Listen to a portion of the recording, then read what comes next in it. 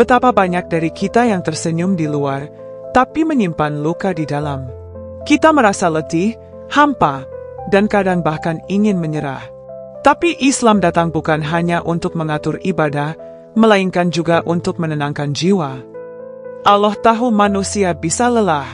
Allah tahu kita bisa merasa rapuh. Itulah sebabnya, dalam Al-Quran, Dia menghibur kita dengan firman-Nya. Dan janganlah kamu berputus asa dari rahmat Allah. Sesungguhnya tiada berputus asa dari rahmat Allah, kecuali kaum yang kafir. Quran Surat Yusuf ayat 87. Ayat ini diucapkan oleh Nabi Yakub alaihi salam ketika beliau kehilangan anak-anaknya. Hatinya remuk, air matanya tak pernah kering. Tapi lihatlah, beliau tetap berkata, jangan berputus asa dari rahmat Allah. Karena dalam Islam, putus asa bukan solusi. Bahkan ia adalah tanda bahwa kita sedang kehilangan arah.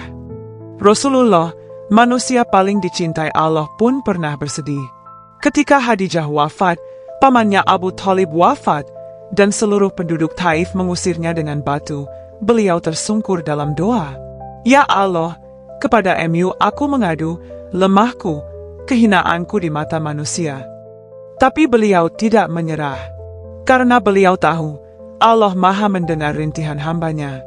Bahkan dalam sepi yang tak didengar manusia pun, Allah tahu. Islam tidak pernah menyuruh kita menahan tangis. Islam tidak menyuruh kita berpura-pura kuat. Bahkan dalam hadis, Rasulullah menangis saat Ibrahim, putranya wafat. Sahabat bertanya, engkau menangis ya Rasulullah? Beliau menjawab, ini adalah rahmat. Dan siapa yang tidak punya kasih sayang, Allah tidak akan menyayanginya. Menangis bukan lemah. Mengadu kepada Allah adalah kekuatan. Karena hanya kepada Allah lah tempat kita berpaling saat dunia terasa terlalu berat untuk dipikul sendiri. Dalam Islam, bahkan dosa sebesar apapun, jika kita bertaubat, Allah ampuni. Apalagi jika hanya luka hati, jika hanya sedih yang tidak berdosa. Allah berfirman, katakanlah, wahai hamba-hambaku yang melampaui batas terhadap diri mereka sendiri, janganlah kalian berputus asa dari rahmat Allah. Sesungguhnya Allah mengampuni semua dosa. Dia Maha Pengampun lagi Maha Penyayang. Quran Surat Az-Zumar ayat 53. Saudaraku, jika hari ini kamu merasa lelah, tak apa. Jika kamu merasa hampa, tak berdosa.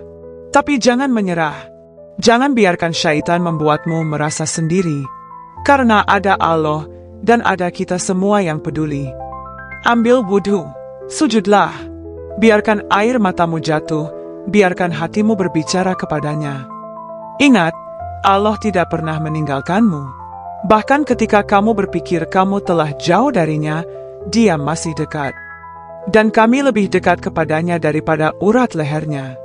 Quran Surat Qaf ayat 16. Semoga Allah sembuhkan hati-hati yang terluka, kuatkan jiwa-jiwa yang rapuh, dan terangi jalan orang-orang yang sedang tersesat dalam gelap. Jangan berputus asa, karena Allah masih bersamamu.